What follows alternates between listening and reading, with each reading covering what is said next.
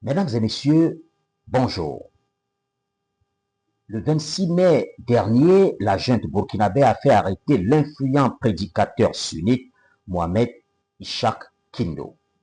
Quelques jours plus tôt, ce dernier avait violemment critiqué un projet de loi sur les libertés religieuses adopté le 19 mars 2026 par le Conseil des ministres. Voici ce que disait à propos de ce projet de législation le ministre de l'administration territoriale.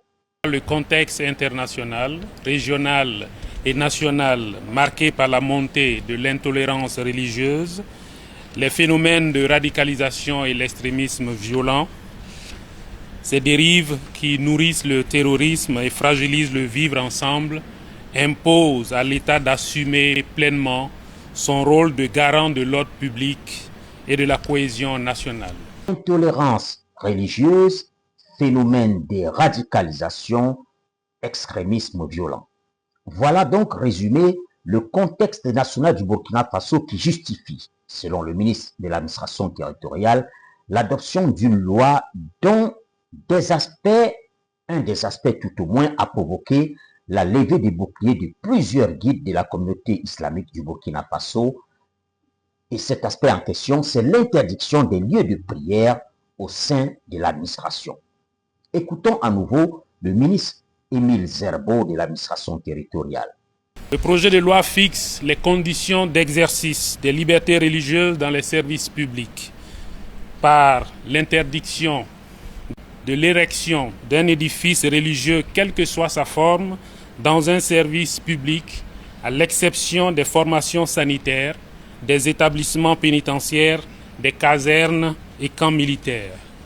Avant d'aller plus loin, il est important de préciser que selon mes informations, il n'existe aucune mosquée au sein d'une structure publique au Burkina, sauf dans des lieux publics où ils n'ont justement pas été interdits, notamment dans les prisons, les structures sanitaires, les camps militaires et j'en passe.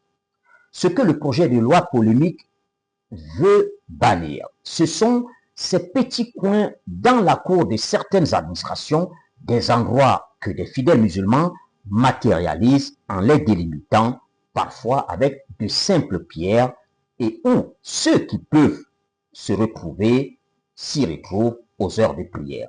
Il n'y a donc, une fois de plus, aucune mosquée au sein d'une administration publique du Burkina. D'autre part, mes interlocuteurs burkinabés font remarquer qu'aucun parmi les terroristes qui tuent et pillent dans les villes et campagnes du Burkina, prétendument au nom d'Allah, n'a été réputé dans les lieux de prière au sein des administrations de ce pays.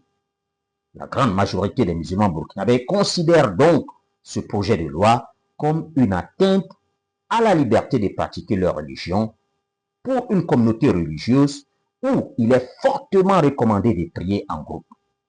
Le croyant musulman n'est en effet autorisé à prier seul que lorsqu'il est dans l'impossibilité de prier avec une ou plusieurs personnes.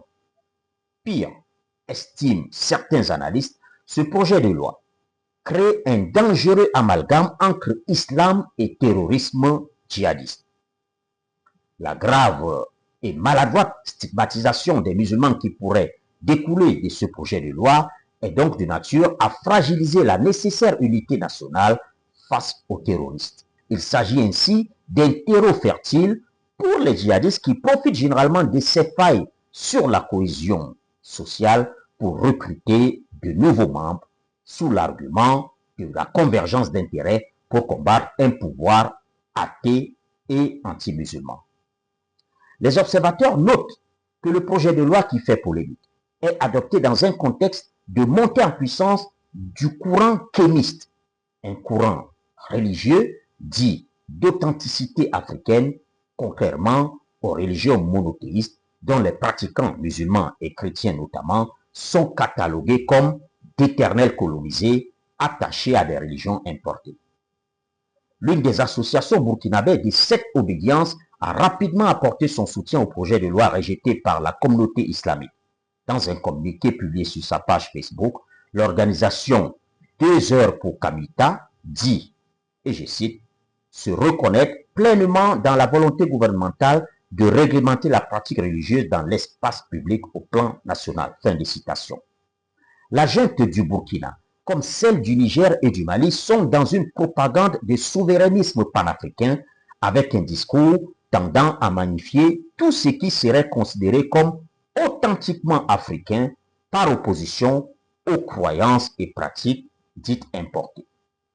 On se souvient de la création au Mali et de l'inauguration en grande pompe et de la façon la plus officielle qui soit du siège de l'Association des sorciers d'Afrique, présenté comme un moment historique de célébration des us et coutumes africaines.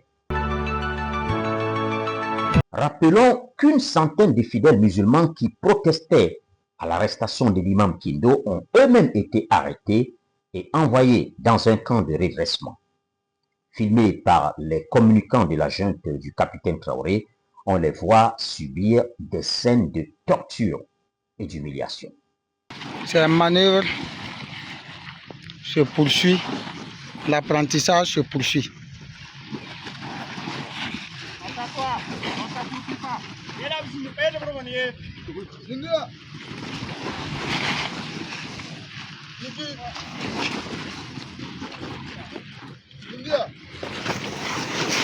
Ce sont les personnes interpellées lors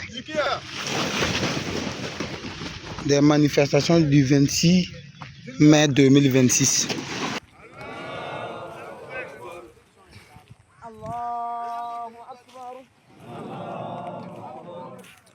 Priez, c'est loin.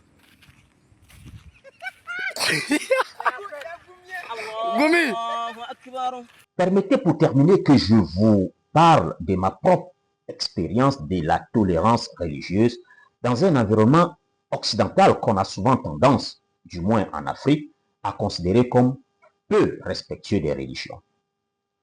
Lorsque je suis recruté à la BBC, on est au début des années 90, le siège de la BBC World Service, la plus importante radio au monde, se trouve à Bush House, c'est dans le Strand, au cœur de la capitale britannique. Eh bien, dans cet imposant immeuble de style néoclassique achevé en 1935, les dirigeants de la radio britannique y avaient fait aménager une salle de prière pour les musulmans. Plus tard, dans mes dernières années de BBC, j'étais en poste au bureau Afrique, le plus grand bureau en Afrique, c'était à Johannesburg en Afrique du Sud. Il me souvient que tous les patrons mettaient un point d'honneur à ce que le petit espace que j'avais choisi pour mes prières ne soit jamais, mais vraiment au grand jamais encombré par quelques équipements. Je me rappelle aujourd'hui encore avec beaucoup d'émotion et de respect de l'un de mes patrons, la Britannique Sally Hodkinson, pour ne pas la citer. Dans les mois de Ramadan, elle interdisait à tous les collègues de prendre le déjeuner devant moi, alors que le rythme du travail avec une édition du journal toutes les heures obligeait la quasi-totalité de mes collègues à déjeuner au bureau. Alors question, si des Occidentaux ont pu faire preuve de tant de respect et de tolérance à l'égard de l'islam et des musulmans, en quoi le marquage de petits espaces de prière dans des cours de bâtiments administratifs pourrait constituer un acte nécessitant une loi pour les interdire, si ce n'est vraisemblablement une tentative d'étouffement de la religion musulmane. C'est en tout cas ce que pense la très vaste majorité des Burkinabés musulmans avec qui je me suis entretenu dans le cadre de cette investigation. Et le projet de loi, s'il venait à être adopté, ce projet de loi serait interprété par la plupart des musulmans du Burkina Faso comme une déclaration de guerre à la communauté islamique du Burkina Faso et même beaucoup plus loin d'ailleurs dans le monde entier. Voilà, mesdames et messieurs, l'enquête et les analyses que je voulais partager avec vous sur cette affaire qui fait grand bruit au Burkina Faso en ce moment, en vous promettant de revenir très très rapidement avec de nouvelles informations, toujours fondées sur des faits et bien illustrées avec des éléments probants. Et si vous n'êtes pas encore abonné à ma chaîne YouTube, je vous recommande vivement de vous abonner tout de suite, immédiatement, Et surtout, si vous avez aimé cette vidéo, de la partager massivement pour permettre au maximum de personnes d'accéder aux vérités que nous partageons. À très très bientôt. Inch'Allah.